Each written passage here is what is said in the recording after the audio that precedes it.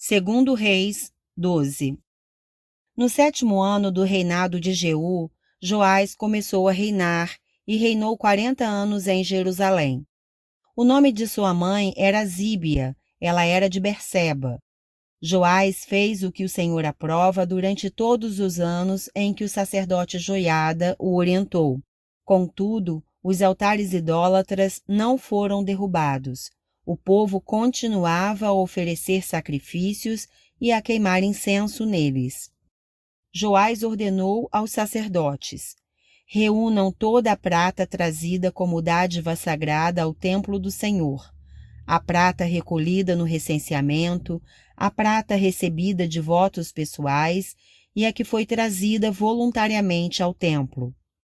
Cada sacerdote recolha a prata de um dos tesoureiros para que seja usada na reforma do templo. Contudo, no 23º ano do reinado de Joás, os sacerdotes ainda não tinham feito as reformas. Por isso o rei Joás chamou o sacerdote Joiada e os outros sacerdotes e lhes perguntou: por que vocês não estão fazendo as reformas no templo? Não recolham mais prata com seus tesoureiros, mas deixem-na para as reformas. Os sacerdotes concordaram em não mais receberem nenhuma prata do povo e em não serem mais os encarregados dessas reformas. Então o sacerdote Joiada pegou uma caixa, fez um furo na tampa e colocou-a ao lado do altar, à direita de quem entra no templo do Senhor. Os sacerdotes que guardavam a entrada colocavam na caixa toda a prata trazida ao templo do Senhor.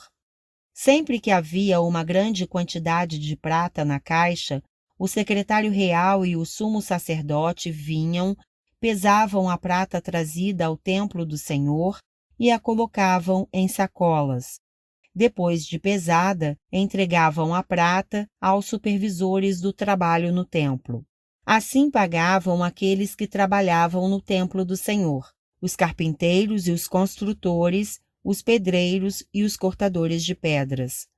Também compravam madeira e pedras lavradas para os concertos a serem feitos no templo do Senhor e cobriam todas as outras despesas.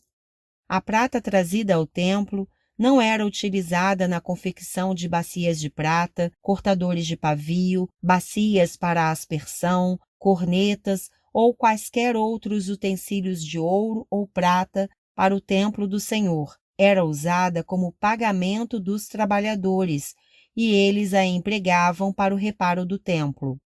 Não se exigia prestação de contas dos que pagavam os trabalhadores, pois agiam com honestidade. Mas a prata das ofertas pela culpa e das ofertas pelo pecado não era levada ao templo do Senhor, pois pertencia aos sacerdotes.